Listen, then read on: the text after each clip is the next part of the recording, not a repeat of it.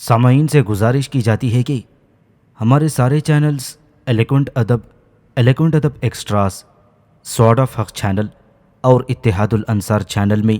جن audio books اور series کو مکمل کیا جا چکا ہے، ان سب کا مطالعہ ہمارے پلے لسٹ سیکشن سے کریں اور ان آڈیو بکس اور سیریز کو آپ اپنے دوست و احباب میں شیئر کرتے رہیں، اور ہمارے سوشل میڈیا پلیٹ فارمز کے لنکس ڈسکرپشن میں دیے گئے ہیں، ہمیں سبسکرائب اور فالو ضرور کریں۔ جزاک اللہ۔ بسم اللہ الرحمن الرحیم۔ ابلیکا، صدیوں کے سکوت میں لپٹی ایک حسین داستان۔ مصنف اسلم راہی MA۔ ایپیسوڈ 130۔ اس سے پہلے کنانی قوم کے حالات ہم وہاں تک پڑھ چکے تھے جہاں کنانیوں کا جرنیل حملکو اپنے بھائی ماگو کے ساتھ سسلی میں یونانیوں کے حکمران ڈیوناسوس اور اس کے بھائی لیپٹائن کو پے در پے شکستیں دینے کے بعد سسلی میں یونانیوں کے مرکزی شہر سیراکیوس کا محاصرہ کر لیتے ہیں، لیکن بدقسمتی سے اس محاصرے کے دوران موسمی بخار کی وبا پھوٹ نکلتی ہے اور ان کے لشکر کی اکثریت موت کا لقمہ بن گئی، جس کے باعث حملکو اور ماگو اپنے بچے کچے لشکر کو لے کر افریقہ میں قرطاجنہ کی طرف لوٹ آئے۔ موسمی بہار کے ہاتھوں لشکر کی تباہی حملکو کے لیے ناقابل برداشت تھی، لہذا قرطاجنہ آ کر وہ اپنے آپ کو اپنے گھر کے ایک کمرے میں بند کر لیتا ہے اور سسک سسک کر جان دے دیتا ہے۔ یہ صورتحال دیکھتے ہوئے قرطاجنہ کے حکمران فکر مند ہوتے ہیں کہ کہیں یونانی ان کی عسکری قوت کو کمزور دیکھتے ہوئے ان کے مرکزی شہر قرطاجنہ پر حملہ آور نہ ہو جائیں، لہذا انہوں نے تیونس میں بڑی تیزی سے مزید بحری بیڑے تعمیر کرنے کے ساتھ ساتھ نئے جوانوں کو اپنے لشکر میں بھرتی کرتے ہوئے ان کی تربیت کا کام شروع کر دیا تھا۔ اب اس سے آگے کی تاریخ کے حالات کا مطالعہ کرتے ہیں۔ قرطاجنہ کے لشکر کی تباہی و بربادی اور ان کے جرنیل حملکو کی خودکشی کے باعث سسلی میں یونانی سلطنت کے حکمران ڈیوناسیوس کے حوصلے اور بڑھ گئے اور اس نے پے در پے سسلی کے اندر لشکر کشی کی اور کنانیوں کے بہت سے علاقوں پر قبضہ کر کے اس نے اپنی حکومت میں شامل کر لیا تھا۔ اب سسلی میں کنانیوں کی قوت بے حد کمزور پڑ گئی تھی۔ اب ان کے پاس سسلی کے چھوٹے سے مغربی حصے اور چند جزیروں کے علاوہ باقی سارا علاقہ چھین چکا تھا اور سیراکیوس کے حکمران نے اس سارے علاقے کو اپنی سلطنت میں شامل کر لیا تھا۔ جلد ہی کنانیوں نے اپنے مرنے والے جرنیل حملکو کے چھوٹے بھائی ماگو کو ایک مختصر سے بحری بیڑے اور چھوٹے سے ایک لشکر کے ساتھ سسلی کی طرف روانہ کیا تاکہ وہ سسلی میں کنانیوں کے بچے کچے شہروں اور قصبوں اور جزیروں کی حفاظت کر سکے۔ ماگو نے سمندر کے اندر بڑی تیزی سے سسلی کی طرف سفر کیا اور سسلی کی مغربی حصے میں کوہستانی سلسلوں کے اندر ایک محفوظ جگہ وہ اپنے لشکر کے ساتھ پڑاؤ کر کے حالات کا جائزہ لینے لگا تھا۔ جلد ہی حالات کنانیوں کے جرنیل ماگو کے حق میں پلٹا کھانے لگے اور وہ کچھ اس طرح کہ سسلی میں دو بڑے بڑے وحشی قبائل تھی، ایک کا نام سکل اور دوسرے کا نام سکانی تھا۔ ان دونوں قبائل کا یونانیوں کے حکمران ڈیوناسیوس کے ساتھ معاہدہ تھا کہ وہ ضرورت کے وقت دشمن کے خلاف جنگوں میں ان کا ساتھ دیا کریں گے۔ سسلی میں کنانیوں کے بہت سے مقبوضہ جات پر قبضہ کرنے کے بعد ڈیوناسیوس اب ان دونوں وحشی قبائل کی طرف بے فکر ہو گیا تھا، اس لیے کہ وہ یہ خیال کرنے لگا تھا کہ سسلی میں ان کنانیوں کے مقابلے میں کوئی قوت نہیں رہی، لہٰذا اسے اب ان دونوں وحشی قبائل کی بھی چندان ضرورت نہیں ہے۔ سکل اور سکانی دونوں وحشی قبائل نے جب یہ دیکھا کہ ڈیوناسیوس ان کے حقوق کی پامالی کرنے لگا ہی تو انہوں نے ڈیوناسیوس کے خلاف بغاوت کر دی۔ ڈیوناسیوس نے ان دونوں قبائل کے خلاف لشکر کشی کا اعلان کر دیا ہے۔ اس طرح وہ ان باقی قبائل کے خلاف جنگوں میں الجھ گیا تھا۔ اس صورتحال سے فائدہ اٹھاتے ہوئے ماگو نے یہ فیصلہ کیا کہ وہ ڈیوناسیوس پر حملہ کر دے اور اپنی قوم کے لیے سسلی میں فوائد حاصل کرنے کی کوشش کرے، لیکن ماگو کی بدقسمتی یہ تھی کہ ایک تو اس کے پاس بہت مختصر اور چھوٹا سا لشکر تھا، جبکہ اس کے مقابلے میں یونانی حکمران ڈیوناسیوس کے پاس اس سے کئی گنا اور زیادہ مسلح لشکر تھا، اور دوسری بدقسمتی یہ تھی کہ جب ماگو ڈیوناسیوس پر حملہ آور ہونے کے لیے پیش قدمی کر چکا تھا اس وقت تک ڈیوناسیوس نے دونوں باقی قبائل یعنی سکل اور سکانی کو شکست دے کر بھگا دیا تھا۔ اسے جب خبر ہوئی کہ ماگو اس پر حملہ آور ہونے کے لیے بڑھ رہا ہے تو اس نے خود ماگو کی طرف پیش قدمی کی اور اس پر ایسا زبردست حملہ کیا کہ ماگو کو پسپا ہو کر اپنے لشکر کے ساتھ کوہستانی سلسلے میں پناہ لینی پڑی، اور ماگو نے اپنی پسپائی سے یہ نتیجہ اخذ کیا کہ ڈیوناسیوس کے مقابلے میں چونکہ اس کے لشکر کی تعداد کم ہے لہٰذا اسے شکست ہوئی ہے۔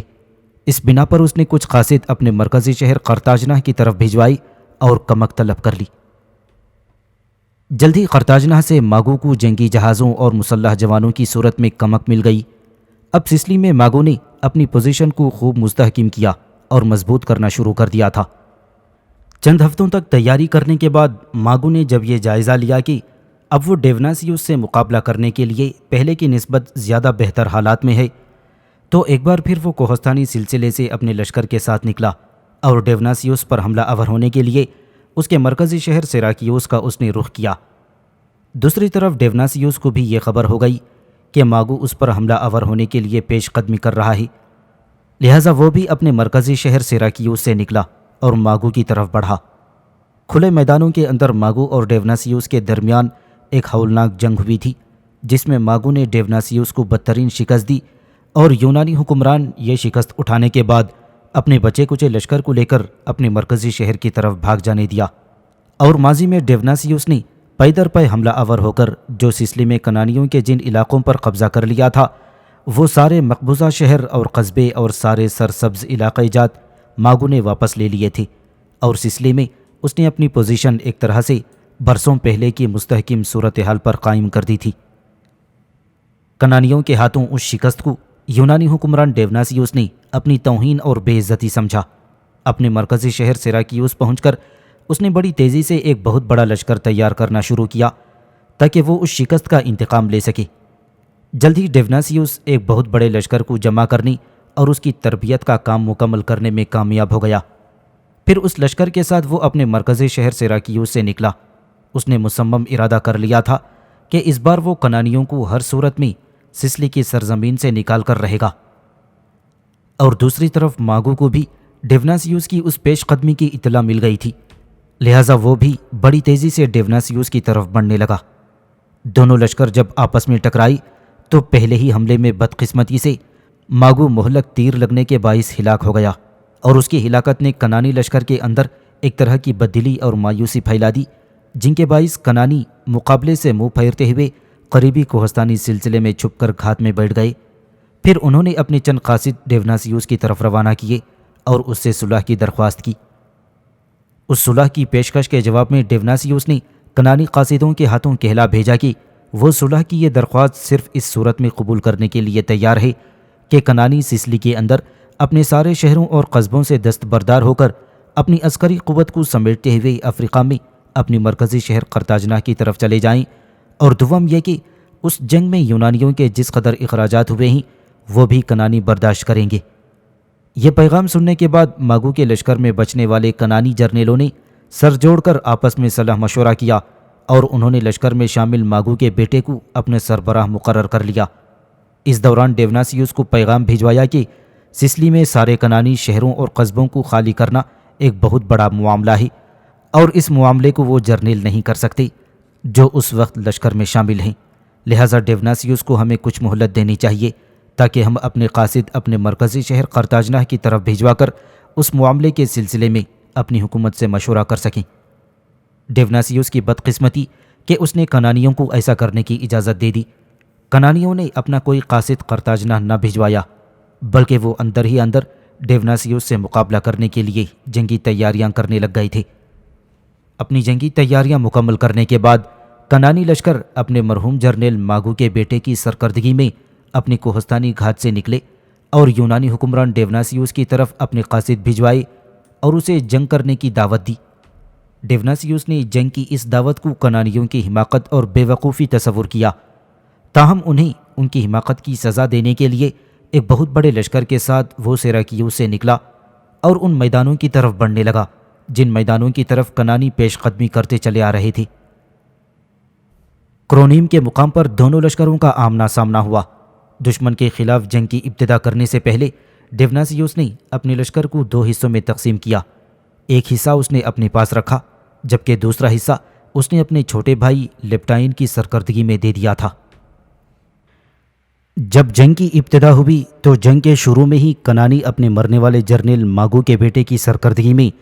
کچھ اس قدر جانثاری سرفروشی کے ساتھ حملہ آور ہوئے تھے کہ یونانی لشکر کے اس حصے کو انہوں نے تہس نہس کر کے رکھ دیا تھا جس کی کمانداری ڈیوناسیوس کا چھوٹا بھائی لیپٹائن کر رہا تھا، اور اس خوفناک حملے میں کنانیوں نے اس لشکر کو تباہ و برباد کرنے کے ساتھ ساتھ ڈیوناسیوس کے چھوٹے بھائی لیپٹائن کو بھی موت کے گھاٹ اتار دیا تھا۔ ایک حصے کا خاتمہ کرنے کے بعد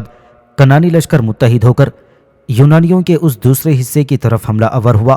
جس کی کمانداری خود ڈیوناسیوس کر رہا تھا، اور ڈیوناسیوس بھی زیادہ دیر تک کنانیوں کے ان ہولناک اور جان لیوا حملوں کا مقابلہ نہ کر سکا،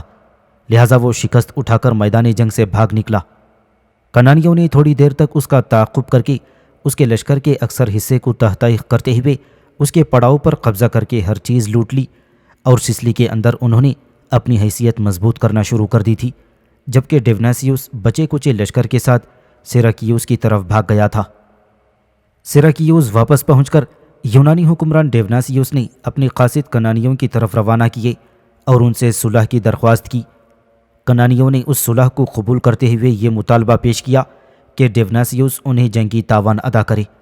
ڈیوناسیوس اس کے لیے آمادہ ہو گیا۔ ایک بھاری رقم اس نے کنانیوں کو تاوان میں ادا کی، اور جس قدر علاقے انہوں نے فتح کیے تھے ان پر قبضہ کر لیا۔ اس طرح سسلی میں اس معاہدے کے تحت کنانیوں اور یونانیوں کے درمیان امن قائم ہو گیا تھا، لیکن ڈیوناسیوس جسے کنانیوں کے ہاتھوں بدترین شکست کا سامنا کرنا پڑا تھا، اس شکست کے چند ہی روز بعد وفور غم سے موت کی نیند سو گیا۔ بظاہر اس معاہدے کے تحت کنانیوں اور یونانیوں کے درمیان ایک پرامن فضا چھا گئی تھی، لیکن سیراکیوس والے شاید امن پسند اور صلح اور آشتی کے عادی نہیں تھے، لہٰذا انہوں نے امن کا معاہدہ ہونے اور ڈیوناسیوس کی موت کے بعد وہ ذرائع تلاش کرنا شروع کر دیے تھے جنہیں استعمال کرتے ہوئے ایک بار پھر کنانیوں کو اپنے سامنے زیر کرنے میں کامیاب ہو سکیں۔ ڈیوناسیوس کی موت کے بعد انہوں نے سیراکیوس کی سلطنت کے اندر بہت تلاش اور جستجو کی کہ کسی ایسے مناسب دلیر اور جرأت مند انسان کو تلاش کر سکیں جسے وہ اپنا حکمران اور اپنا بادشاہ تسلیم کر کے اپنی عسکری قوت میں اضافہ کر سکیں اور پھر اس شکست کا بدلہ کنانیوں سے لیں، لیکن سیراکیوس کی پوری سلطنت کے اندر انہیں کوئی بھی ایسا شخص دکھائی نہ دیا جو کنانیوں کے خلاف ان کی رہنمائی کر سکے۔ سیراکیوس کے کچھ بزرگوں نے اپنے حکمران طبقے کو یہ مشورہ دیا کہ یونان سے کسی مناسب جنگجو کو بلا کر سیراکیوس کو حکمران بنایا جائے تاکہ وہ کنانیوں سے سیراکیوس کا انتقام لے سکے۔ ان بزرگوں نے ایسا مشورہ دیتے ہوئے یہ دلیل پیش کی کہ ڈیوناسیوس جس نے اپنی زندگی میں کنانیوں کے خلاف کافی کامیابیاں حاصل کی تھیں، وہ بھی یونان کے علاقے کورنتھ کا ہی رہنے والا تھا، لہٰذا انہوں نے مشورہ دیا کہ پھر کورنتھ کی طرف رجوع کیا جائے اور اس علاقے سے کسی دلیر اور جنگجو سورما کو سیراکیوس کا حکمران مقرر کیا جائے۔ سیراکیوس کے یونانی بنیادی طور پر یونان سے ہی تعلق رکھتے تھے، اور وہیں سے نکل کر انہوں نے سسلی کے اندر سیراکیوس نام کی سلطنت قائم کر لی تھی، لہٰذا اپنے بزرگوں کا یہ مشورہ انہیں پسند آیا۔ انہوں نے اپنی آبائی سلطنت یونان سے رجوع کیا اور انہیں پتہ چلا کہ کورنتھ میں تمولین نام کا ایک ایسا جنگجو ہے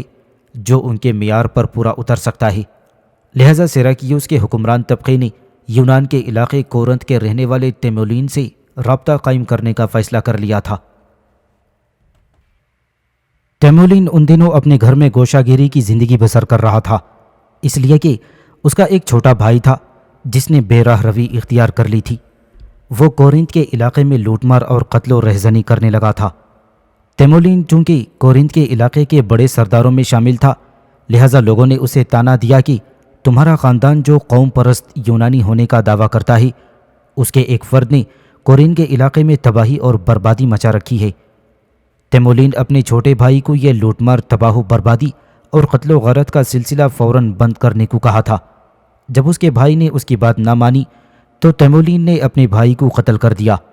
تیمولین اب اپنے بھائی کے قتل کے بعد بڑا شرمندہ اور غمگین ہوا، لہٰذا اس نے ہر چیز میں دلچسپی لینی ترک کر دی اور اپنے گھر میں گوشہ گیری کی زندگی بسر کرنے لگا تھا۔ اب سیراکیوس کا وفد کورنتھ آیا اور تیمولین سے ملا، اسے اونچ نیچ سمجھائی کہ اس کا خاندان شروع دین سے یونان سے محبت کرنے والا ہی، اور جب کبھی یونان پر مصیبت اور تکلیف کے لمحات آئی اس کے خاندان نے ہمیشہ یونانیوں کی مدد کی ہے۔ اس طرح کی گفتگو کر کے سیراکیوس کے وفد نے تیمولین کو یہ سمجھایا کہ سسلی میں سیراکیوس نام کی جو یونانی سلطنت ہے، اس ڈیوناسیوس کے مرنے کے بعد اس میں خطرات ہی خطرات درپیش ہیں، اور اگر تیمولین نے سیراکیوس کا حکمران بننا پسند نہ کیا تو ایک دن ایسا آئے گا کہ کنانیوں کی طاقت بڑھتی چلی جائے گی اور وہ سسلی سے سارے یونانیوں کو یا تو قتل کر دیں گے یا انہیں سسلی چھوڑ کر واپس یونان آنے پر مجبور کر دیں گے۔ لہذا تیمولین کا فرض بنتا ہے کہ وہ سیراکیوس جائے اور وہاں کی حکمرانی قبول کرے اور کنانیوں کے مقابلے میں وہاں کے لشکر کو ترتیب دے۔ چند دن کی سوچ بچار کے بعد تیمولین نے سیراکیوس کے وفد کی اس پیشکش کو قبول کر لیا اور اس کے ساتھ جا کر سیراکیوس کی حکمرانی اور وہاں کے لشکر کو اثر نو ترتیب کرنے کی پیشکش کو قبول کر لیا، اور یہ وفد تیمولین کو سیراکیوس لایا اور اسے سیراکیوس کے تخت و تاج کا مالک بنا دیا۔ تیمولین بنیادی طور پر ایک انتہائی جنگجو، سورما اور دلیر انسان تھا۔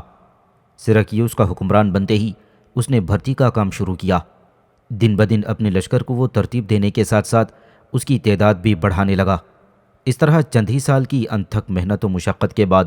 اس نے سیراکیوس میں ایک بہت بڑا اور خوب اچھی طرح مسلح اور بہتر ترتیب یافتہ لشکر تیار کر لیا تھا۔ پھر اس لشکر کو لے کر وہ نکلا تاکہ کنانیوں پر حملہ آور ہو اور انہیں جزیرہ سسلی سے نکل جانے پر مجبور کر دے۔ کنانی بنیادی طور پر تجارت پیشہ لوگ تھے۔ دنیا کے سارے ممالک میں ان کے بحری جہاز سرگرداں رہتے تھے اور مال کا لین دین کر کے خوب دولت کماتے تھے۔ اس دور میں سب سے زیادہ اور بڑے تجارتی بیڑے کنانی ہی کے پاس تھے۔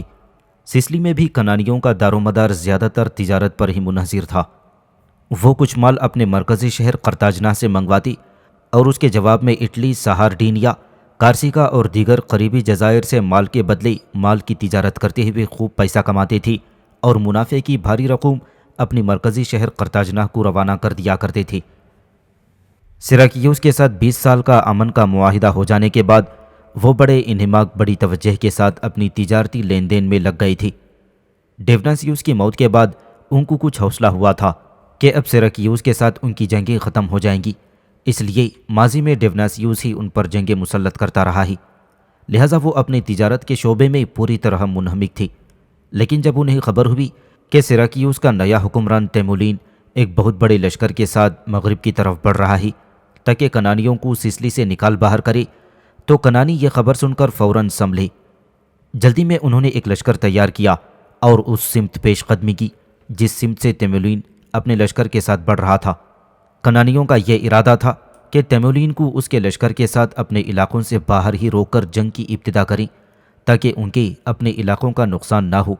بہرحال دونوں لشکر بڑی برق رفتاری سے ایک دوسرے کی طرف بڑھنے لگے تھے۔ تیمولین کی خوش قسمتی کہ جب وہ اپنے لشکر کے ساتھ تیزی سے مغرب کی سمت پیش قدمی کرتے ہوئے دریائے کرامسس کے قریب آیا تو اس نے دیکھا دریا کے دوسرے کنارے کنانیوں کا لشکر بھی نمودار ہوا تھا۔ اس لشکر کے آگے کنانیوں کے بہترین 10,000 مسلح سوار تھے جو بڑی ترتیب کے ساتھ آگے بڑھتے چلے آ رہے تھے۔ اس وقت آسمان پر گہرے بادل چھائے ہوئے تھے، فضاؤں میں ہلکی ہلکی دھند پھیلی ہوئی تھی۔ پھر جس وقت کنانیوں کا لشکر دریائے کرامسس کے کنارے آیا تو موسلا دھار بارش شروع ہو گئی اور ساتھ ہی بڑے بڑے اولے بھی پڑنے لگے تھے۔ کنانیوں نے یہ فیصلہ کیا کہ فوراً دریا کو عبور کر کے دوسرے کنارے پر کسی کوہستانی سلسلے کی پناہ گاہ میں اپنے لشکر کو محفوظ کرنا چاہیے۔ کنانیوں کو یہ خبر نہ تھی کہ دریا کے دوسرے کنارے کوہستانی سلسلے کی ایک گھات میں تیمولین اپنے لشکر کے ساتھ انہی کی طاق میں بیٹھا ہوا ہے۔ تھوڑی دیر تک اولوں کا سلسلہ تو بند ہو گیا، تاہم بارش اسی طرح تیز رفتاری سے جاری رہی۔ کنانیوں نے کچھ اطمینان محسوس کیا کہ ژالہ باری بند ہو گئی ہے، لہذا بارش کو نظر انداز کرتے ہوئے انہوں نے دریا پار کر کے کہیں پناہ لینے کے بجائے دشمن کی طرف پیش قدمی کرنے کا فیصلہ کیا۔ لہذا سب سے پہلے ان کے 10,000 مسلح سوار دریا میں اترے۔ گزشتہ کئی ماہ سے ان علاقوں میں چونکہ بارش نہ ہوئی تھی، لہذا دریا کا پانی خوب اترا ہوا تھا اور زیادہ سے زیادہ پانی گھوڑوں کے گھٹنوں تک تھا، لہذا کنانی بڑے بے فکری سے دریا عبور کرنے لگے۔ 10,000 سواروں کے پیچھے پیچھے ان کے پیدل دستے بھی دریا میں داخل ہو گئے۔ یہ صورت دیکھتے ہوئے دوسری طرف تیمولین نے اپنے لشکر کو 2 حصوں میں تقسیم کیا۔ ایک حصہ اس نے اپنے پاس رکھا، دوسرا ایک دوسرے جرنیل کی کمانداری میں دیتے ہوئے اسے حکم دیا کہ وہ اس وقت کنانیوں پر زوردار حملہ کر دے جب ان کے اگلے 10,000 سوار دریا سے نکل کر کنارے پر چڑھنے کی کوشش کر رہے ہوں گے۔ پس تیمولین کے اس سردار نے ایسا ہی کیا۔ جب 10,000 کنانی دریا سے نکل کر ساحل پر آنے لگے تو تیمولین کے جرنیل نے ان پر جان لیوا حملہ کر دیا۔ بارش اسی طرح جاری تھی اور کنانیوں کی بدقسمتی کہ اس بارش کا فائدہ بھی سیراکیوس کے لشکر کو ہو رہا تھا۔ وہ اس طرح کی بارش کا رخ مشرق کی طرف سے تھا۔ تیز بارش کی تیز پھوہار کنانیوں کی آنکھوں میں اور سیراکیوس والوں کی پیٹھ پر پڑتی تھی، لہٰذا اس طرح یہ بارش بھی کنانیوں ہی کے لیے نقصان دہ تھی۔ تیمولین کے جرنیل نے اپنی طرف سے خوفناک حملہ کنانیوں پر کیا تھا، لیکن کنانیوں کے ان 10,000 سواروں نے جوابی حملہ کرتے ہوئے تیمولین کے اس جرنیل کو اپنے لشکر سمیت بری طرح پسپا ہونے پر مجبور کر دیا۔ تیمولین نے جب دیکھا کہ اس کا جرنیل کنانیوں کے مقابلے میں بری طرح پسپا ہوا تو وہ اپنے حصے کے لشکر کے ساتھ نمودار ہوا اور وہ بھی کنانیوں پر ٹوٹ پڑا۔ اس طرح سیراکیوس کا پورا لشکر دریا پار کرنے والے کنانیوں کے 10,000 سواروں پر حملہ آور ہو گیا تھا۔ اب صورتحال یہ تھی کہ خشکی پر تیمولین اپنے ایک بہت بڑے لشکر کے ساتھ پورے ساحل کو گھیرے ہوئے تھا، جبکہ کنانیوں کے 10,000 سواروں میں 5,000 تو خشکی پر اور 5,000 پانی کے اندر دشمن کے ساتھ جنگ کر رہے تھے۔ تھوڑی دیر کی جنگ کے بعد کنانیوں نے تیمولین کے متحدہ لشکر کو بھی پسپا کرنا شروع کر دیا تھا۔ ان قریب تھا کہ تیمولین کے لشکر کو کنانیوں کے ہاتھوں بدترین اور ذلت آمیز شکست اٹھانی پڑتی، لیکن کنانیوں کی دوسری بدقسمتی یہ کہ موسلا دھار اور تیز بارشوں کے باعث قریبی کوہستانی سلسلوں سے بڑی تیز رفتاری کے ساتھ پانی کے ریلے دریائے کرامسس میں آنا شروع ہو گئی اور آنن فانن دریا کا پانی چڑھنا شروع ہو گیا اور اس نے ایک سیلاب کی صورت اختیار کر لی۔ یہ صورتحال دیکھتے ہوئے تیمولین نے اپنے حملوں میں تیزی پیدا کر لی اور کنانیوں کو وہ موقع نہ فراہم کر رہا تھا کہ وہ ساحل پر چڑھ دوڑیں۔ پانی کے تیز ریلے جو خوفناک سیلاب کی صورت اختیار کر گئے تھے، اس نے کنانیوں کو ناقابل تلافی نقصان پہنچایا۔ کنانیوں کے لشکر کا اکثر حصہ دریا کے سیلاب میں بہہ کر اپنی جانوں سے ہاتھ دھو بیٹھا اور بہت کم سوار دریا کی سرکش لہروں کو پار کرتے ہوئے دوسرے کنارے پر جانے میں کامیاب ہو گئی تھی۔ اس پہلی جنگ میں ہی تیمولین کو احساس ہو گیا تھا کہ کنانیوں کو اپنے سامنے زیر کرنا اور اپنے جزیرے سے نکالنا اتنا آسان نہیں جتنا اس نے خیال کر لیا تھا، لہٰذا اس نے اپنے دل میں یہ عہد کیا تھا کہ آئندہ اپنے آپ کو کنانیوں کے ساتھ کبھی جنگوں میں نہ الجھائے گا۔ اس نے یہ بھی فیصلہ کیا کہ ان کنانیوں کے ساتھ ایسا معاہدہ ہونا چاہیے جو کم از کم سیراکیوس والوں کے لیے بھی باعث عزت ہو۔ لہٰذا دریا کی سیلابی اور طوفانی کیفیت جب ختم ہوئی تو اس نے کنانیوں سے رابطہ قائم کیا۔ تیمولین کو یہ بھی خطرہ تھا کہ اگر اس نے کنانیوں کے ساتھ معاہدہ نہ کیا تو کنانی واپس جا کر پھر جنگ کی تیاری کریں گے اور اس کے مقابلے میں ایک ایسا لشکر لے کر آئیں گے جو تیمولین کی بدترین شکست کا باعث بن جائے گا۔ لہٰذا تیمولین نے ہر صورت میں کنانیوں کے ساتھ صلح کا معاہدہ کرنے کا ارادہ کر لیا تھا۔ اس مقصد سے تیمولین نے کنانیوں سے رابطہ قائم کیا اور یہ معاہدہ طے پایا کہ سسلی میں اس وقت جو علاقے کنانیوں کے قبضے میں ہیں وہ اپنے آپ کو انہی تک محدود رکھیں گے، اور جو علاقے سیراکیوس کے پاس ہیں سیراکیوس اپنے آپ کو انہی علاقے تک محدود رکھے گا، اور دونوں میں سے کوئی بھی آنے والے دور میں ایک دوسرے کے علاقوں پر حملہ آور ہونے کی کوشش نہ کریں گے۔ کنانیوں نے اس معاہدے کو قبول کر لیا اور وقتی طور پر پھر دونوں اقوام کے درمیان صلح کی فضا قائم ہو گئی تھی۔ اس کے بعد تیمولین نے سیراکیوس کے حکمران کی حیثیت سے کنانیوں کے خلاف کسی جنگ کی ابتدا نہ کی۔ وہ جانتا تھا کہ ایسی کوئی دوسری جنگ کنانیوں کے ساتھ ہوئی تو اس کی اپنی حکمرانی کے ساتھ ساتھ سیراکیوس بھی تباہ و برباد ہو کر رہ جائے گا، لہٰذا اس نے 20 سال تک پرامن انداز میں سیراکیوس میں حکمرانی کی اور اس دوران کنانیوں کی طرف سے بھی صلح کے معاہدے کی کوئی خلاف ورزی نہ کی گئی تھی۔ لیکن 20 سال کے اس عرصے کے بعد سیراکیوس میں پھر ایک طوفان اٹھ کھڑا ہوا۔ وہ اس طرح کہ تیمولین اپنی طبی موت مر گیا اور اس کی جگہ ایک انتہائی جابر اور ظالم شخص کے نام جس کا اگاتھل تھا وہ سیراکیوس کا حکمران بنا، اور تخت نشین ہوتے ہی اگاتھل نے اپنی فوجی تیاریوں کو عروج پر پہنچا دیا اور جگہ جگہ اس نے لشکریوں کی تربیت گاہیں کھول دیں، ہر شہر میں بھرتی شروع کی اور ایک بہت بڑا لشکر تیار کر کے اس نے آہستہ آہستہ کنانیوں کے سرحدی علاقوں پر یلغار کرنا شروع کر دی تھی۔ دوسری طرف کنانی بھی یونانیوں کی اس بدعہدی کی بو کو سونگ گئے تھے، لہٰذا انہوں نے بھی افریقہ میں اپنے مرکزی شہر قرطاجنہ کو اطلاع کر دی کہ سسلی کے اندر یونانی پھر کوئی نیا طوفان کھڑا کرنا چاہتے ہیں، لہٰذا ان کی مدد کے لیے قرطاجنہ سے کوئی لشکر روانہ کیا جائے۔ اس بار افریقہ میں کنانیوں کا بادشاہ حملکو خود حرکت میں آیا۔ ایک لشکر جلدی سے تیار کر کے اس نے اپنے بحری بیڑے میں سوار کیا اور سسلی کی طرف روانہ ہوا۔ سسلی پہنچ کر حملکو نے سسلی میں پہلے سے کنانیوں کا جو لشکر موجود تھا اسے اپنے ساتھ ملا کر اس نے دونوں لشکر کو ایک متحدہ لشکر کی صورت میں متحد اور منظم کرنا شروع کر دیا تھا۔ دوسرے اگاتھل کو جب یہ خبر ہوئی کہ کنانیوں کا حکمران خود ایک لشکر کے ساتھ سسلی پہنچ چکا ہے تو وہ اس کے ساتھ فیصلہ کن معرکہ آرائی کے لیے اپنے لشکر کے ساتھ سسلی میں کنانیوں کے علاقوں کی طرف بڑھنے لگا۔ کنانیوں کی طرف پیش قدمی کرنے سے قبل اگاتھل نے اپنے کچھ قاصد یونان کی طرف بھیجوا دیے تھے تاکہ اگر جنگ طویل ہو جائے تو اسے کمک و رسد کا سامان ملتا رہے۔ دوسرا فیصلہ اگاتھل نے یہ کیا تھا کہ وہ اپنے لشکر کے ساتھ دریائے ہیرا کی طرف بڑھا تھا۔ اس کا خیال تھا کہ ٹیمولین نے 20 سال پہلے دریائے کرامسس کی سیلابی کیفیت سے فائدہ اٹھاتے ہوئے کنانیوں کو نقصان پہنچایا تھا، اسی طرح وہ بھی دریائے ہمیرا کے کنارے کنانیوں کو نقصان پہنچانے میں کامیاب رہے گا۔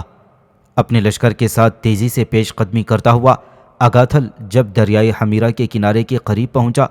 تو اس نے دیکھا کنانیوں کا حکمران حملکو اس سے پہلے ہی دریائے ہمیرا کو عبور کرنے کے بعد ساحل کے ساتھ ساتھ اپنے لشکر کا پڑاؤ کیے ہوئے تھا۔ دریائے ہمیرا کے کنارے کنانیوں اور یونانیوں کے درمیان ہولناک جنگ ہوئی۔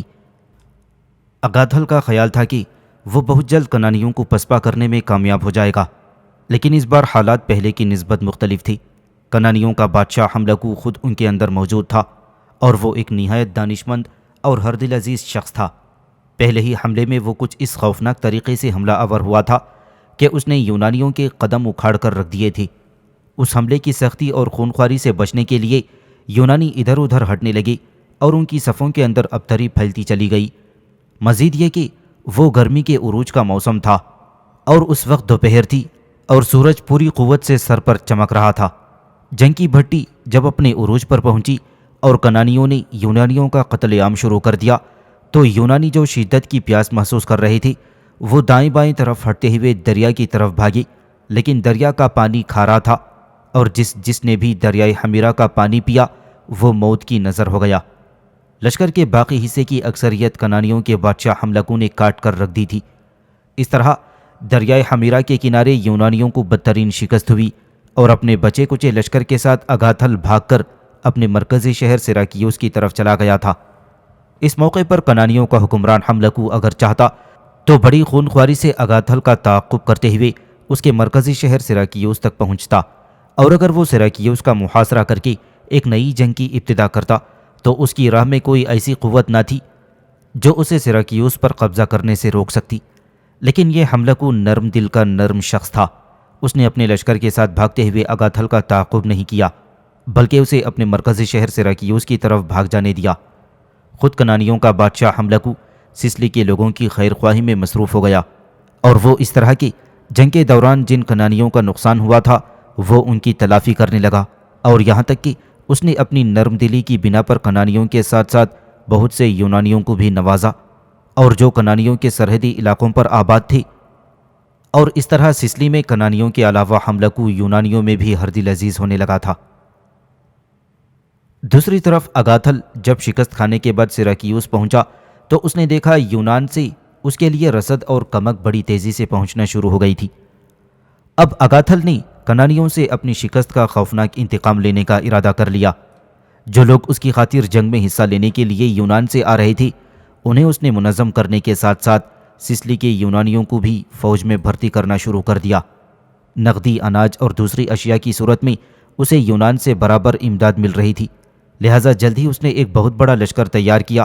اور اس نے ارادہ کیا کہ کنانیوں کے بادشاہ حملکو کو سسلی میں ہی رہنے دیں اور وہ خود اپنے بحری بیڑے کو حرکت میں لا کر افریقہ کی طرف جائی اور وہاں کنانیوں کی مرکزی سلطنت پر حملہ آور ہو کر انہیں برابر شکستیں دے کر ان کے مرکزی شہر قرطاجنہ پر قبضہ کر لی۔ اس مقصد کو حاصل کرنے کے لیے اگاتھل نے اپنے پسند کے آدمیوں کی ایک کونسل مقرر کی تاکہ اس کی غیر موجودگی میں وہ سیراکیوس کی سلطنت کے کام چلاتے رہیں۔ خود اس نے اپنے بیٹے آرکاتھیوس کو اپنے ساتھ لیا اور اپنے بحری بیڑے کے ساتھ وہ برق رفتاری سے افریقی ساحل کی طرف بڑھا تھا۔ اگاتھل کی خوش قسمتی کہ افریقہ کی طرف سفر کرتے ہوئے راستے میں سمندر میں اسے کئی جہاز دکھائی دیے اور یہ جہاز کنانیوں کے تھے جو اناج لے کر افریقہ کی طرف جا رہے تھے۔ اگاتھل اپنے بحری بیڑے کے ساتھ ان جہازوں پر حملہ آور ہوا اور ان پر قبضہ کرنے کے بعد پھر اس نے تیزی کے ساتھ افریقی ساحل کی طرف پیش قدمی شروع کر دی تھی۔ افریقی ساحل پر پہنچ کر اگاتھل نے اپنے بحری بیڑے کو محفوظ اور تنگ آبنائی میں لنگر انداز کر دیا۔ پھر اس نے اپنے لشکر کے ساتھ اس آبنائی سے قریبی بستیوں اور شہروں پر حملہ آور ہونا شروع کر دیا تھا۔ جلد ہی اگاتھل نے سب سے پہلے یہ کامیابی حاصل کی کہ کنانیوں کے ساحلی شہروں اور بستیوں کی لوٹ مار کرنے کے ساتھ ساتھ وہاں سے گھوڑوں کا بھی انتظام کر لیا، اور اس طرح اس نے اپنے پیدل لشکر کو مسلح سواروں سے تبدیل کر دیا تھا۔ ایسا ہونے کے بعد اس کی پیش قدمی اور اس کی یلغار میں اور اضافہ ہو گیا تھا، اور وہ بڑی تیزی سے ایک بستی کے بعد دوسری بستی اور ایک شہر کے بعد دوسرے شہر پر حملہ آور ہو کر اور اس پر قبضہ کرتے ہوئے افریقہ میں اپنی پوزیشن کو خوب مستحکم اور مضبوط کرتا چلا جا رہا تھا۔ کنانیوں کے بادشاہ حملکو چونکہ اس وقت سسلی میں مصروف عمل تھا، اس کے بعد افریقہ میں جو حکمران طبقہ تھا اسے جب خبر ہوئی کہ سیراکیوس کے حکمران نے ایک بہت بڑے لشکر کے ساتھ افریقی ساحل پر حملہ آور ہوتے ہوئے ان کی بستیوں اور شہروں کو پامال کرنا شروع کر دیا ہے، تو وہ بڑے فکر مند ہوئے۔ اگاتھل کے اس حملے سے انہوں نے یہ اندازہ لگایا کہ سسلی میں ان کے بادشاہ حملکو کو بدترین شکست ہوئی ہے، جس کی بنا پر یہ اگاتھل سسلی سے نکل کر اب ان کی مرکزی حکومت پر حملہ آور ہو گیا ہے۔ کوئی قدم اٹھانے سے پہلے انہوں نے انتظار کیا کہ دیکھیں سسلی سے کیا خبر ملتی ہے۔ اس دوران کچھ قاصد سسلی سے آئے اور انہوں نے اطلاع دی کہ حملکو ابھی زندہ ہے، بلکہ اس نے ایک جنگ میں اگاتھل کو بدترین شکست دی ہے، اور شکست کا انتقام لینے کے لیے اگاتھل نے افریقی ساحل پر حملہ کر دیا ہے۔ اس دوران سسلی میں کنانیوں کے بادشاہ حملکو کو بھی یہ خبر ہو گئی تھی کہ سیراکیوس کا بادشاہ اگاتھل ایک بہت بڑے لشکر کے ساتھ افریقہ پر حملہ آور ہو گیا ہے، لہٰذا وہ اپنے لشکر کو حرکت میں لایا اور سسلی میں یونانیوں کے مرکزی شہر سیراکیوس کی طرف بڑھا۔ اس کا خیال تھا کہ سیراکیوس میں اس وقت کوئی لشکر نہیں ہوگا، بلکہ اپنے سارے لشکر کو لے کر اگاتھل افریقہ کی طرف روانہ ہو چکا تھا، لیکن اس کی یہ غلط فہمی تھی، اس لیے کہ اگاتھل نے اپنے لشکر میں خوب اضافہ کر رکھا تھا۔ آدھے لشکر کو لے کر وہ افریقہ کی طرف بڑھا تو سیراکیوس میں جو یونانیوں کا لشکر تھا اس نے شہر سے باہر نکل کر حملکو کا مقابلہ کیا۔ سیراکیوس سے باہر ایک خوفناک جنگ ہوئی۔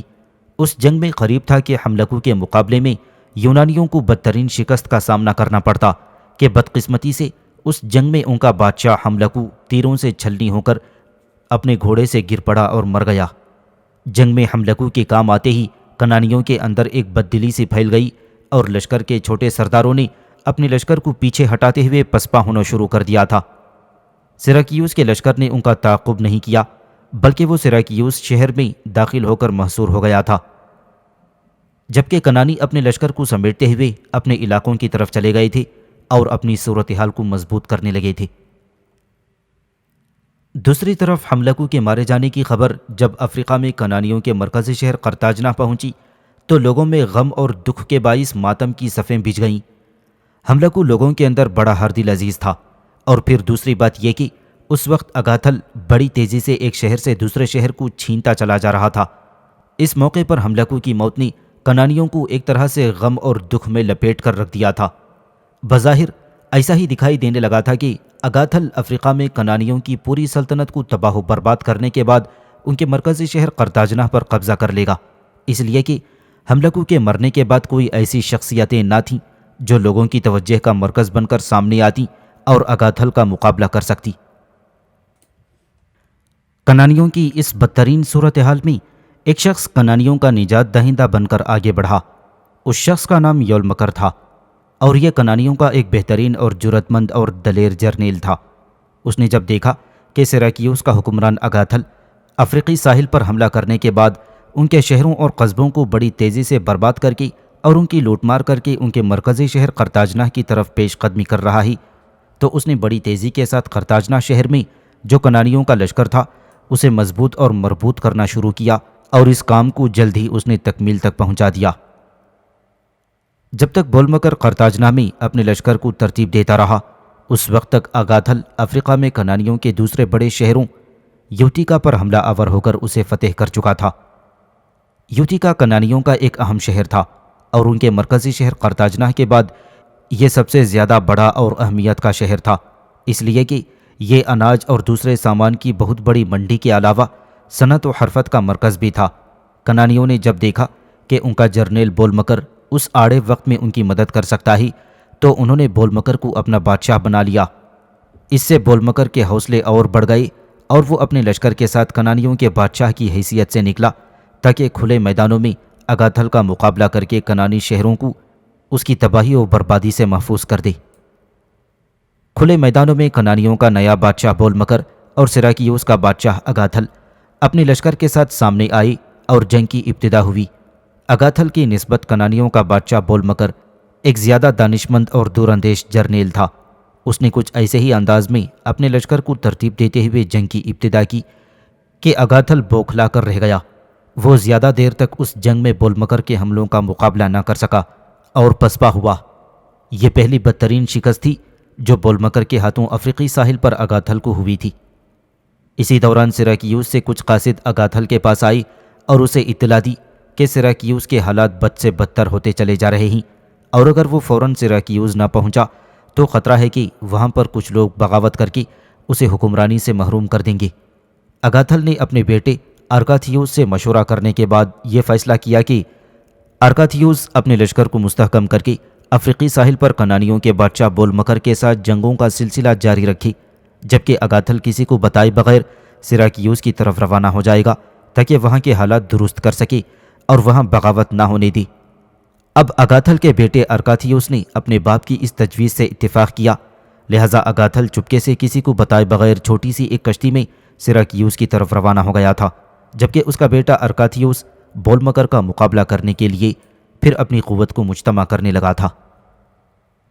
اپنے لشکر کو چند دن سستانے اور آرام کرنے کا موقع فراہم کرنے کے بعد کنانیوں کا بادشاہ بولمکر پھر حرکت میں آیا اور بڑی تیزی سے وہ ارکاتھیوس کی طرف بڑھا تھا تاکہ اس کے ساتھ دوسری بار معرکہ آرائی کر سکے۔ یہ جنگ یوتیکا شہر سے باہر ہوئی تھی اور ہولناک جنگ تھی جو کنانیوں اور یونانیوں کے درمیان لڑی گئی تھی۔ اس جنگ میں بھی بولمکر نے اگاتھل کے بیٹے ارکاتھیوس کو ہلا کر رکھ دیا تھا۔ پہلے ہی حملے میں اس نے 4000 یونانیوں کو موت کے گھاٹ اتار دیا جو اگلے صفوں میں جنگ کر رہے تھے۔ اس کا پچھلی صفوں پر خاطر خواہ اثر ہوا اور پھر بے چینی سی پھیلنے لگی اور بولمکر نے اس موقع سے پورا فائدہ اٹھایا اور اپنے حملوں میں تیزی پیدا کر دی اور دشمن کو ناقابل تلافی نقصان پہنچایا۔ ارکاتھیوس نے جب دیکھا کہ دنیا کی کوئی طاقت اسے بولمکر کے ہاتھوں شکست سے نہیں بچا سکتی تو وہ اس آبنائی کی طرف بھاگا جہاں اس کے بحری جہاز کھڑے ہوئے تھے۔ اپنے چند اعتبار کے ساتھیوں کو لے کر وہ ایک کشتی میں بیٹھا اور سسلی کی طرف بھاگ گیا، جبکہ اس کے لشکر پر حملہ آور ہو کر بولمکر نے اسے پوری طرح تباہ و برباد کر کے رکھ دیا تھا۔ یوں بولمکر کنانیوں کے لیے ایک نجات دہندہ بن کر اٹھا تھا۔ یونانیوں کو اس نے بدترین شکست دی اور باعزت طور پر وہ کنانیوں کا حکمران بن کر ان پر حکومت کرنے لگا۔ دوسری طرف سراکیوس کے حالات خراب ہونے کے باعث اگاتھل افریقہ سے سراکیوس چلا گیا تھا۔ یہ شخص انتہائی چالاک اور عیار تھا۔ اپنی اسی چالاکی سے کام لیتے ہوئے جلدی سراکیوس میں بگڑتے ہوئے حالات پر قابو پا لیا اور وہاں پر اپنی حکومت ایک بار پھر مستحکم کر لی، تاہم اسے پھر کبھی کنانیوں کے ساتھ ٹکرانے یا جنگ کی ابتدا کرنے کی جرأت نہ ہوئی۔ رومنوں سے متعلق ہم نے یہاں تک پہلے ہی پڑھ لیا تھا کہ ان کے بادشاہ سرویوس کو خود اس کی بیٹی تولیا اور اس کے داماد لیوکس نے ایک گہری سازش کے تحت قتل کر دیا تھا۔ سرویوس کے قتل کے بعد اس کا داماد لیوکس رومنوں کا بادشاہ زبردستی بن گیا تھا۔ یہ شخص انتہائی جابر، انتہا درجے کا ظالم اور پرلے درجے کا بے رحم انسان تھا۔ حکمران طبقے میں سے جس سے متعلق بھی اسے اندیشہ ہوا کہ آنے والے دور میں یہ اس کے لیے خطرہ بن سکتا ہے، اسے اس نے قتل کرا دیا۔ نچلے طبقے کو اس نے ہر وقت کام میں مصروف رہنے کا فیصلہ کیا رکھنے کا فیصلہ کیا تاکہ اس کے خلاف کوئی سازش نہ ہو سکے، جبکہ اونچے طبقے کے امراء کو اس نے حکم دیا کہ وہ زیادہ سے زیادہ اپنی دولت کا حصہ حکومت کے پاس جمع کرا دیں تاکہ حکومت ان کی فلاح و بہبود کا کوئی کام شروع کر سکے۔ ساتھ ہی اس نے یہ بھی حکم دیا کہ جو لوگ اپنی دولت حکومت کے پاس جمع نہیں کرانا چاہتے وہ رومنوں کی سرزمین سے نکل کر کہیں اور جا کر آباد ہو جائیں۔ لیوکس کا یہ حکم پا کر بہت سے امراء نے فیصلہ کر لیا کہ اپنی بے شمار دولت کو بچانے کے لیے وہ کسی اور سرزمین کی طرف چلے جاتے ہیں۔ لہٰذا جب وہ اپنی اپنی حویلیوں سے نکلے کہ کہیں اور چلے جائیں تو لیوکس نے ان کے پیچھے اپنے مسلح آدمی لگا دیے، اور جب وہ اپنے اپنے شہروں اور قصبوں سے نکل کر جانے لگے تو ان مسلح افراد نے ان پر حملہ کر کے ان کا قتل عام شروع کر دیا اور ان کی ساری دولت لوٹ کر لیوکس کے سامنے پیش کر دی۔ اسی طرح لیوکس نے نہ صرف ذاتی خزانے میں بلکہ حکومت کے خزانے میں بھی بے پناہ اضافہ کر دیا تھا۔ لوگوں کے غضب سے بچنے اور ان کی ہمدردی حاصل کرنے کے لیے اس نے فلاح و بہبود کے کچھ کام بھی کرنے شروع کر دیے تھے۔ اس نے کوہستان کیپٹائن کے اوپر زیوس دیوتا کا ایک بہت بڑا مندر تعمیر کیا۔ اس کی آرائش اور اس کی تزئین میں بڑی بڑی رقوم خرچ کیے، اور ایسا اس نے اس لیے کیا تھا کہ لوگ اس کے کاموں سے متاثر ہو کر اس سے نفرت کرنا ترک کر دیں۔ یہ سب کچھ کرنے کے بعد بھی حالات لیوکس کے حق میں نہ ہوئے، اور پھر اس کی بدبختی کی ابتدا کے کام شروع ہو گئے تھے۔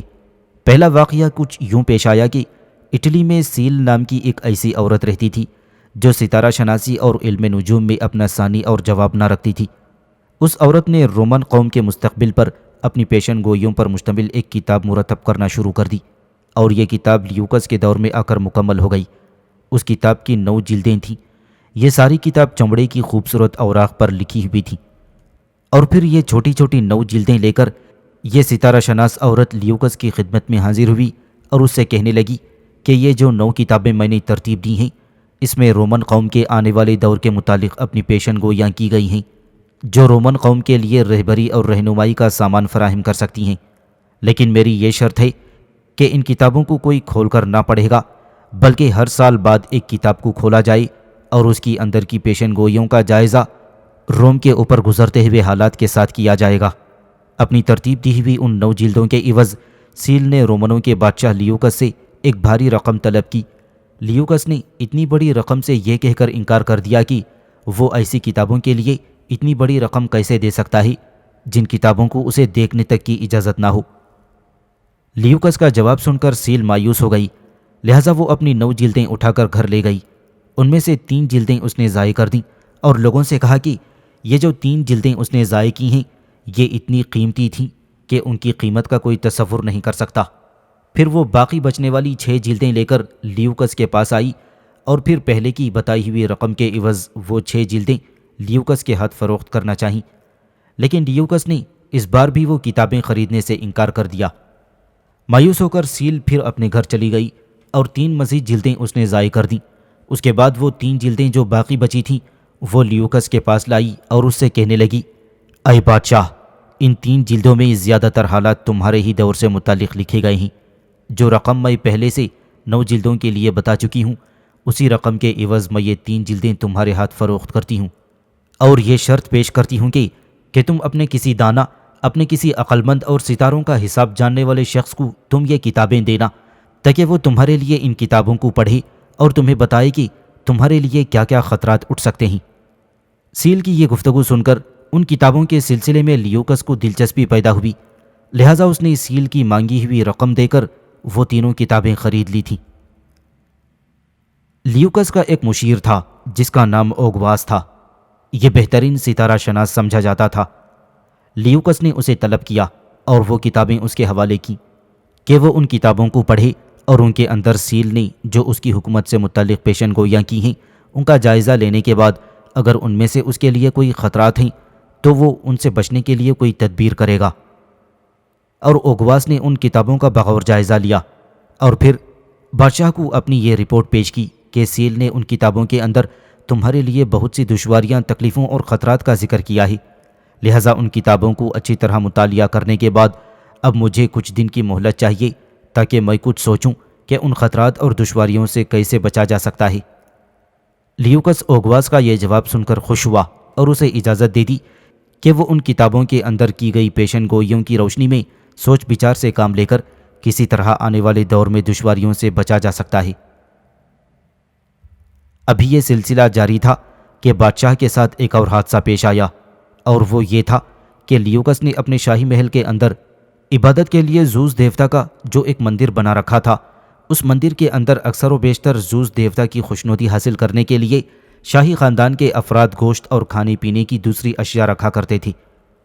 ایک روز ایسا ہوا کہ ایک اژدھا نہ جانے کہاں سے نمودار ہوا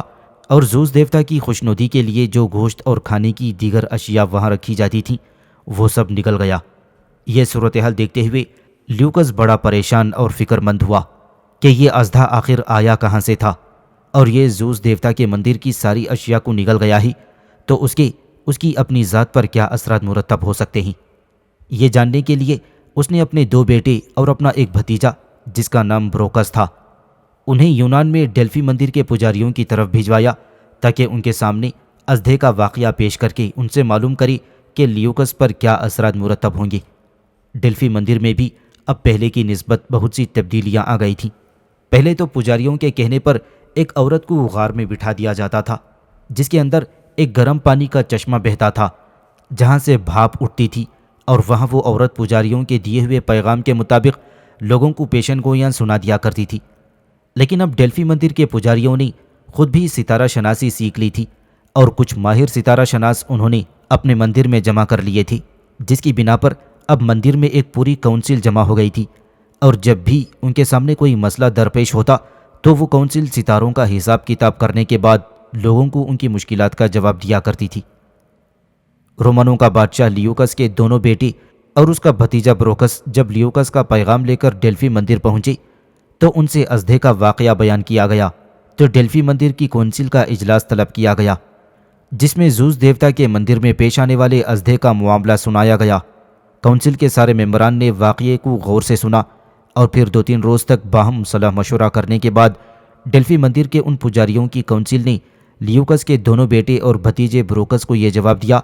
کہ یہ جو اژدھا زیوس دیوتا کے مندر میں ہر چیز کو چٹ کر گیا ہی، یہ حادثہ اس بات کی طرف نشاندہی کرتا ہے کہ عنقریب کوئی شخص جو کہ لیوکس کے مخالفین میں سے ہوگا وہ لیوکس کی حکومت کا خاتمہ کر دے گا۔ لیوکس کے دونوں بیٹوں نے پوچھا کہ ہمیں بتایا جا سکتا ہے کہ وہ شخص کون ہوگا کہ جو ہمارے باپ کی حکومت کا تختہ الٹے گا؟ تو انہیں جواب ملا کہ وہ اس کا کوئی عزیز اور قریبی رشتہ دار ہی ہوگا، اور اس کی نشانی یہ ہوگی کہ سب سے پہلے وہ لیوکس کی ماں کے پاؤں کو بوسہ دے گا۔ ڈیلفی مندر کے پجاریوں کا یہ جواب سن کر لیوکس کے دونوں بیٹے اور بھتیجا بروکس نے آپس میں صلاح مشورہ کرنے کے بعد یہ فیصلہ کیا کہ ڈیلفی مندر کے پجاریوں نے اس حادثے کا جو جواب دیا ہے اس کی اطلاع لیوکس کو نہیں کرنی چاہیے تاکہ وہ فکر مندی میں نہ پڑ جائے۔ تینوں نے مل کر یہ فیصلہ کیا کہ واپس جا کر یہ جواب دیں گے کہ ڈیلفی مندر کے پجاریوں نے اس حادثے کا یہ جواب دیا ہے کہ رومنوں کے حکمران پر عارضی طور پر چھوٹی موٹی کوئی مصیبت آ جائے گی، اس کے بعد حالات اس کے حق میں درست ہو جائیں گے۔ پس تینوں نے واپس روم جا کر لیوکس کو یہی جواب دیا تھا کہ ڈیلفی مندر کے پجاری کہتے ہیں کہ یہ جو اژدھے کا واقعہ زیوس دیوتا کے مندر میں پیش آیا ہے اس کے باعث چھوٹی موٹی کوئی تکلیف وارد ہوگی، اس کے بعد حالات درست ہو جائیں گے۔ یہ جواب سن کر لیوکس اپنی جگہ مطمئن ہو گیا تھا، لیکن اس کا بھتیجا بروکس جو اس کے دونوں بیٹوں کے ساتھ ڈیلفی مندر کی طرف گیا تھا، اس کے دل میں لیوکس کو تخت سے محروم کرنے اور خود حکمران بننے کی خواہش پیدا ہو گئی تھی۔ اس میں لیوکس کو تخت سے محروم کرنے اور خود حکمران بننے کی خواہش پیدا ہو گئی تھی، اس لیے کہ لیوکس جو بروکس کا سگا چچا تھا، اس نے بروکس کے باپ اور کچھ دوسرے عزیزوں کو اس بنا پر موت کے گھاٹ اتار دیا تھا کہ آنے والے دور میں یہ کہیں اس کے لیے مصیبت کا باعث نہ بن جائیں۔ یہ بات بروکس کے دل میں محفوظ تھی، اور اس نے اپنے چچا لیوکس سے انتقام لینے کا تہیہ کر لیا تھا۔ لہٰذا روم واپس جا کر ایک روز جب وہ شاہی محل میں داخل ہوا، اس نے دیکھا کہ لیوکس کی ماں اپنے ذاتی کمرے میں اکیلی بیٹھی ہوئی تھی، تو بروٹس اس کے کمرے میں داخل ہوا اور اس نے لیوکس کی ماں کی طرف آتے ہوئے ٹھوکر کھانے کا بہانہ کیا اور اس کے قدموں کے قریب آ کر گر پڑا، اور گرتے ہی اس نے لیوکس کی ماں کے دونوں پاؤں کو چوم لیا تھا، گویا اس نے ڈیلفی مندر کی اس پیشن گوئی پر عمل شروع کر دیا تھا۔ جو شخص بھی پہلے لیوکس کی ماں کے قدموں کو چومے گا وہی لیوکس کو تخت و تاج سے محروم کر دے گا۔ پس بروٹس نے لیوکس کے لیے بدبختی کا تیسرا واقعہ یہ شروع ہوا کہ اس کے بھتیجے بروٹس کا ایک عزیز تھا کہ جس کا نام کلائنوس تھا، اور اس کلائنوس کی بیوی لیکریٹیا انتہائی قسم کی خوبصورت، حسین اور پرکشش تھی، اور لیوکس کا بیٹا سیکتیوس اسے بری طرح پسند کرتا تھا۔ ایک دفعہ جب کہ کلائنوس اپنے سسر کے ساتھ چند دنوں کی مہم پر گھر سے باہر تھا تو سیکٹوس نے اس کی غیر حاضری سے فائدہ اٹھاتے ہوئے اس کی بیوی لیکریٹیا کو بے آبرو کر دیا۔ لیکریٹیا نے فوراً اس حادثے کی اطلاع اپنے شوہر اور اپنے باپ کو کر دی، یہ خبر سن کر اس کا شوہر اور باپ بے انتہا غضبناک ہوئے اور انہوں نے روم واپس آ کر اس معاملے میں بروٹس سے صلاح مشورہ کیا، اس لیے کہ بروٹس ان کا قریبی رشتہ دار تھا۔ یہ خبر سن کر بروٹس نے اس روز اپنے سارے عزیز و اقارب کے سامنے عہد کیا کہ وہ اس بے آبروئی کا انتقام ضرور لے گا اور لیوکس اور اس کے بیٹوں کو ضرور تخت و تاج سے محروم کر کے رہے گا۔ بروٹس نے اندر ہی اندر اپنے چچا اور رومیوں کے بادشاہ لیوکس کے خلاف ایک تحریک شروع کر دی، اور وہ یہ تھی کہ بڑی تیزی سے لوگوں کو لیوکس کے خلاف اٹھ کھڑا ہونے کی دعوت دی،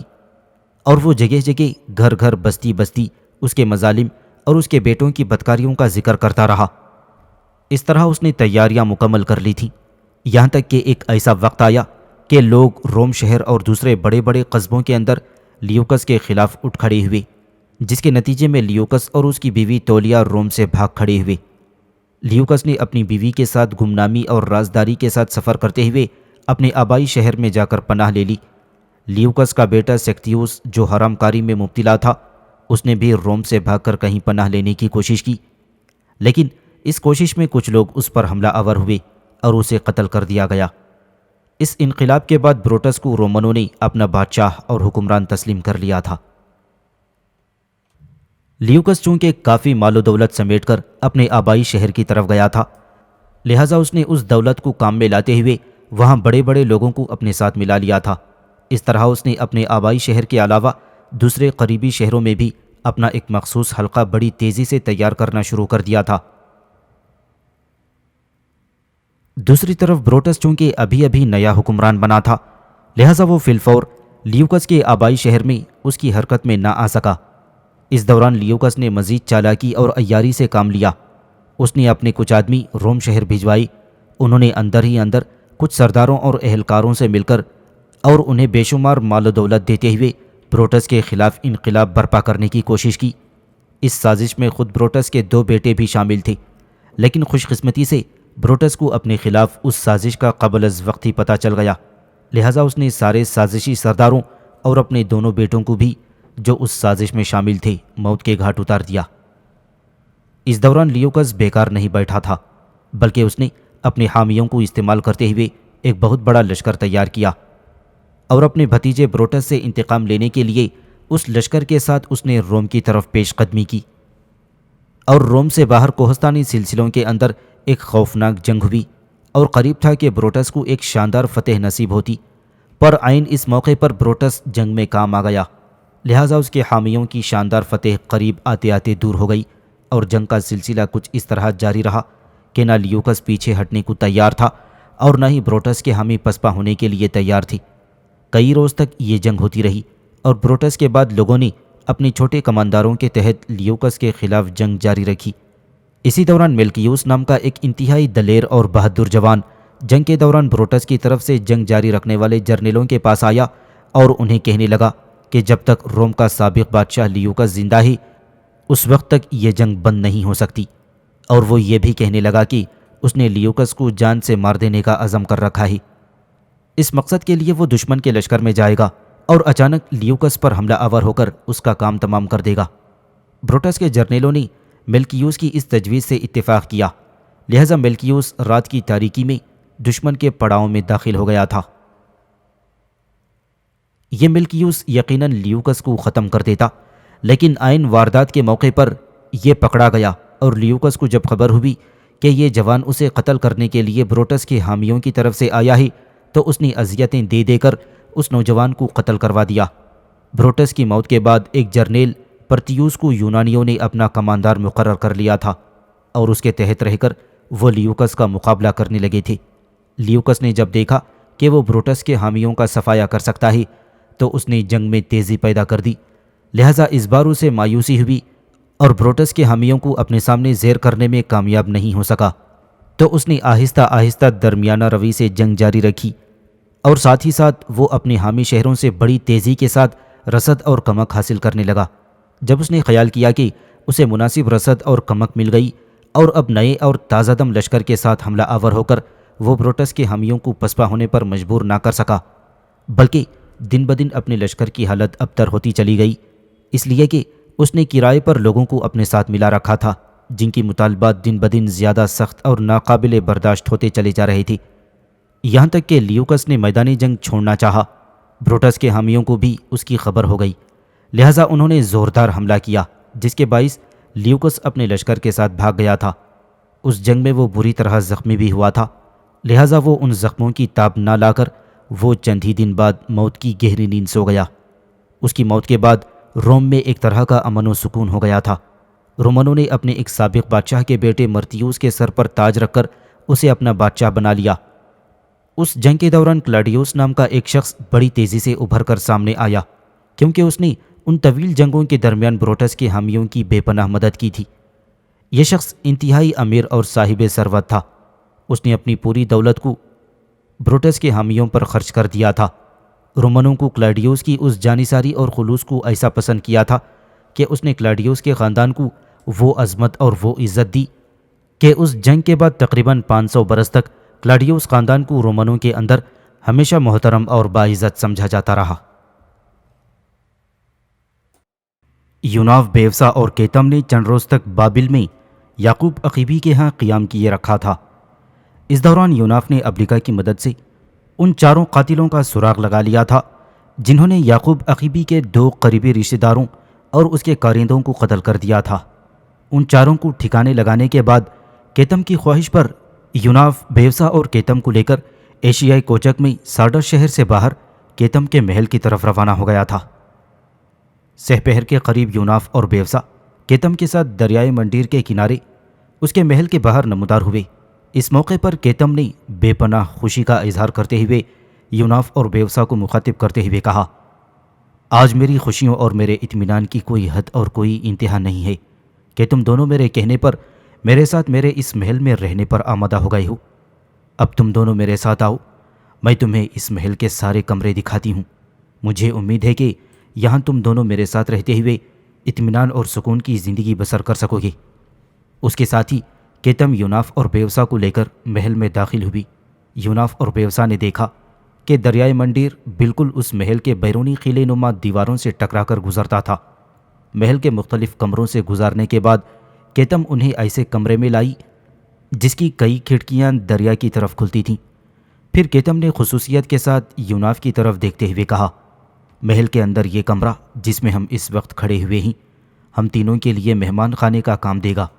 جو بھی کوئی ہم سے ملنے آیا کرے گا اس کمرے کو ہم دیوان خانے کے طور پر استعمال کریں گے۔ اب آؤ میں تم دونوں کو وہ کمرے دکھاتی ہوں جو تمہاری خوابگاہ کے طور پر استعمال ہوں گے۔ یوناف نے کیتم کی اس گفتگو کا کوئی جواب نہ دیا، اس لیے کہ اس کمرے میں آنے کے بعد بیوسا نے دیکھا کہ اس کے چہرے پر قہرمانیت و بے یقینی کے دھندلے بے قرار آرزو کا سرسام اور لمحوں کی آوارگی کے ساتھ ساتھ بے انترتوں کے عذاب جوش مارنے لگے تھے۔ بیوسا نے یہ بھی دیکھا کہ یوناف کی سلگتی نظروں کی آنچ میں علم افروز بیداریاں، فطرت پرور اسرار قوتیں اور موت کے سے تاریک ہیولے رقص کر رہے تھے۔ کیتم نے بھی یوناف کی اس بدلتی ہوئی کیفیت کو محسوس کر لیا تھا،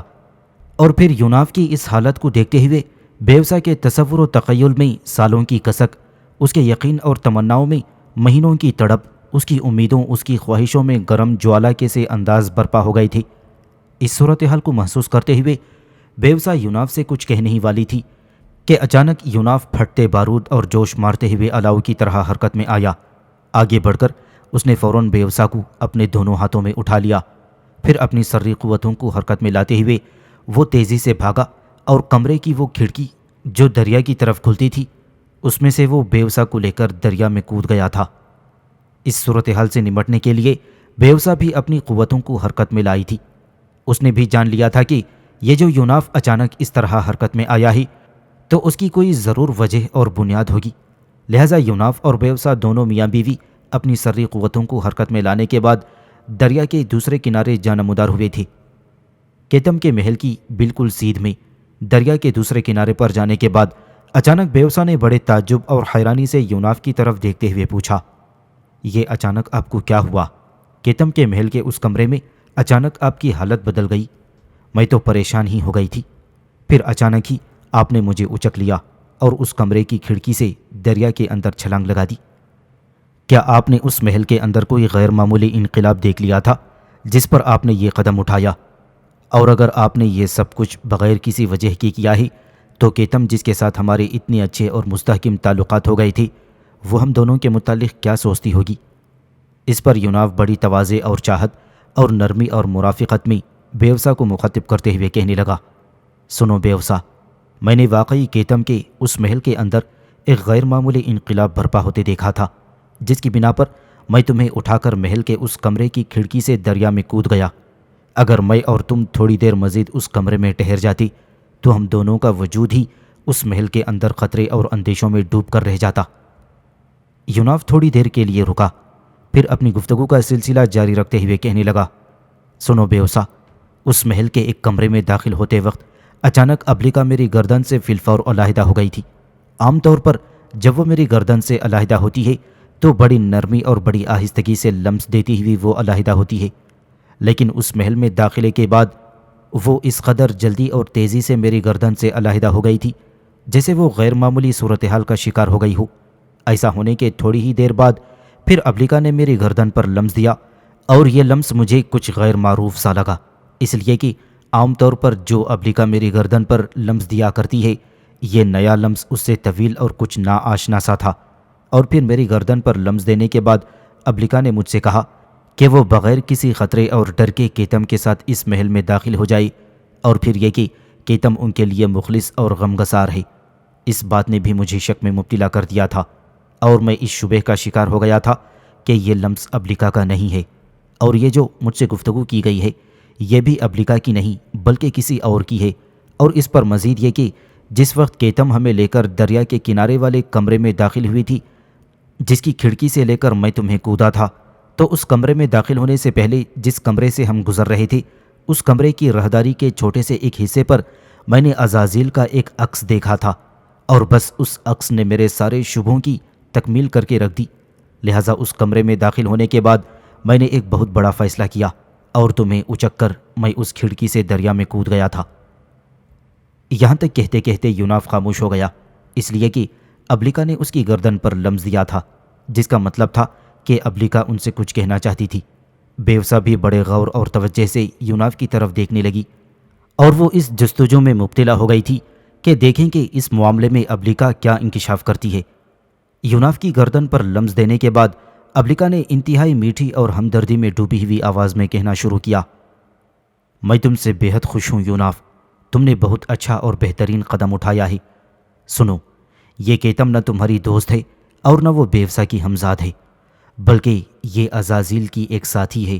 اور تم دونوں کو پھانسنے کے لیے عزازیل نے اسے تمہارے ساتھ لگا دیا تھا۔ اس محل میں داخل ہونے کے بعد میں نے جو صورتحال دیکھی وہ یہ ہے کہ اس محل میں جو ہی تم دونوں میاں بیوی کیتم کے ساتھ داخل ہوئے تھے تو میری حالت عجیب سی ہونے لگی تھی۔ تمہاری گردن کے گرد لپٹے ہی لپٹے مجھے ایسا محسوس ہوا تھا جیسے میری ذات پر کسی نے منوں کھولتا ہوا پانی انڈیل دیا ہو۔ لہٰذا میں تم سے کچھ کہے بغیر فوراً تمہاری گردن سے علیحدہ ہو گئی تھی، اور میرا اندازہ ہے کہ یہ سب عزازیل کے کسی عمل کا نتیجہ تھا۔ اور اب اس ساری صورتحال کا جائزہ لینے کے بعد میں جس نتیجے پر پہنچی ہوں وہ یہ ہے کہ واقعی یہ عمل عزازیل کا تھا۔ اس نے مجھے تمہاری گردن سے علیحدہ کرنے کے بعد کیتم ہی کی ایک ساتھی اور اپنی دوسری کارکن کو تمہارے پیچھے لگا دیا، جس نے میری ہی طرح تمہاری گردن پر لمس دیا اور تمہیں بغیر کسی خطرے اور ڈر کے اس محل میں داخل ہونے کے لیے کہا تھا۔ میں تمہاری حساس طبیعت کی داد دیتی ہوں کہ تمہیں اس کے لمس سے شک ہو گیا، اور تم اس کی گفتگو سے بھی اندازے لگانے میں کامیاب ہو گئی تھی کہ یہ میری آواز نہیں ہے۔ اور بہرحال اس لڑکی کو استعمال کرتے ہوئے عزازیل نے تمہیں اس محل میں داخل ہونے کی ترغیب دی، اور اگر تم زیادہ دیر بیوسا کے ساتھ اس محل میں ٹھہرتے تو یقیناً کیتم کی مدد سے عزازیل تم دونوں کی سری قوتوں کو مفلوج کر دیتا، اور پھر تمہیں اس محل کے اندر ایسی اذیتیں دیتا کہ تمہارا وجود تم دونوں کے لیے ناسور بن کر رہ جاتا۔ یہاں تک کہنے کے بعد ابلیکا جب تھوڑی دیر کے لیے رکی تو یوناف نے اپنے سامنے کھڑی بیوسا کو مخاطب کرتے ہوئے کہنا شروع کیا، سنا تم نے ابلیکا نے کیتم سے متعلق کیا انکشاف کیا ہے؟ تم خوش تھیں کہ کیتم تمہاری ہمزاد ہے؟ وہ تمہاری ہمزاد نہیں بلکہ ہم دونوں کے لیے کفن فروش اور گورکن تھی۔ تم یہ چاہتی تھیں کہ میں کیتم کے ساتھ شادی کر لوں، اور اگر میں ایسا کر لیتا تو وہ ہم دونوں کے لیے موت کے سناٹوں سے بھری ہوئی سنگ دل سیاہ رات ثابت ہوتی۔ تم کیتم کو اپنے لیے بڑی مخلص اور غمگسار سمجھنے لگی تھی، لیکن وہ ہمارے لیے ایک پریشان کن حقیقت اور عذابوں کا فشار بن جانے والی لڑکی تھی۔ سنو بیوسا، کہ تم ہمارے لیے موت کے راستوں پر کھڑی ایک خونی صلیب اور آگ و خون سے بھری ایک شاہراہ تھی۔ خداوند قدوس کا لاکھ لاکھ شکر ہے کہ ہم اس خونی صلیب اور اس پرخطر شاہراہ سے بچ نکلنے میں کامیاب ہو گئے ہیں۔ یوناف جب خاموش ہوا تو اس نے دیکھا اس کی گفتگو سن کر بیوسا کی حالت غضب کی خونخواری جیسی ہو گئی تھی۔ اس کے چہرے کی شکنوں میں بھیانک عداوتیں اور نہ تھمنے والے طوفان امڈ آئے تھے۔ بیوسا نے اپنے دونوں ہاتھوں کی مٹھیاں پوری قوت سے بند کرتے ہوئے کہنا شروع کیا کہ تم نے اگر ہمارے ساتھ دھوکہ اور فریب کیا ہے تو وہ ہمارے خونی انتقام سے بچ نہ سکے گی۔ اگر اس نے یہ سارا کھیل عزازیل کے کہنے پر کیا ہے تو پھر یہ کھیل اسے بہت مہنگا پڑے گا۔ اس نے ہم دونوں میاں بیوی کی جانوں کو خطرے میں ڈالنے کی کوشش کی، اور اب ہم اس کے جواب میں اس کی ذات کو موت کی دلدل اور مرگ کے خونی بھنور میں ڈبو دیں گے۔ ہم ایک نہ ایک روز اس کے دم سے ایسا انتقام لیں گے کہ یہ انتقام عزازیل اور اس کے دیگر ساتھیوں کے لیے ایک عبرت خیزی بن کر رہے گا۔ بیوسا جب خاموش ہوئی تو یوناف نے ابلیکا کو مخاطب کرتے ہوئے پوچھا، اے ابلیکا، اب جب کہ کیتم کے پھیلائے ہوئے جال اور فریب سے ہم دونوں میاں بیوی بچ نکلے ہیں تو تمہارے خیال میں ہمیں کہاں اور کدھر کا رخ کرنا چاہیے جہاں ہم رہتے ہوئے بہتر انداز میں اپنا وقت گزار سکیں گے؟ یوناف کے اس سوال کے جواب میں ابلیکا تھوڑی دیر تک خاموش رہ کر اس کی گردن کے گرد ہلکا ہلکا خشکن لمس دیتی رہی، اور پھر اس نے حسب معمول شیریں اور شہد برساتی ہوئی آواز میں کہنا شروع کیا، تم دونوں میاں بیوی کچھ عرصے تک سارڈس شہر میں آرام کرو، اس کے بعد میں تمہیں بتاؤں گی کہ تمہیں کیا کرنا چاہیے۔ ابلیکا کی اس تجویز کے مطابق یوناف اور بیوسا کچھ عرصے تک سارڈس شہر میں گوشہ گیری کی زندگی بسر کرتے رہے۔ پھر ایک روز ابلیکا نے یوناف کی گردن پر لمس دیا اور یوناف سے کہنے لگی، تم دونوں یہاں سے یونان کا رخ کرو، اب تک یونان میں ایک انقلاب رونما ہو چکا ہے۔ یوں سمجھو کہ یونان کی سرزمین سے طاقت اور قوت کی ایک ایسی کرن پھوٹی ہے کہ عنقریب یہ کرن روشنی کا فشار دیتی ہوئی ضرور اپنے اطراف میں پھیل کر رہے گی۔ لہٰذا میرے دونوں ساتھیوں، تم یونان کا رخ کرو اور وہاں جو طاقت اور قوت کروٹیں لے رہی ہے اس کا جائزہ لو کہ یہ یونان کی سرزمین سے آتش فشاں کی طرح نمودار ہو کر کس کس سمت کا رخ کرتی ہے۔ ابلیکا کے خاموش ہونے کے بعد یوناف نے پھر اسے مخاطب کرتے ہوئے پوچھا، یونان میں نمودار ہونے والی اس طاقت اور قوت سے تمہارا اشارہ کس سمت ہے؟ کیا تم ہم دونوں میاں بیوی کو اس سے متعلق تفصیل نہیں بتاؤ گی؟ اس پر ابلیکا بولی اور کہنے لگی، کیوں نہیں، تم دونوں میاں بیوی غور سے سنو، میں تمہیں تفصیل سے بتاتی ہوں۔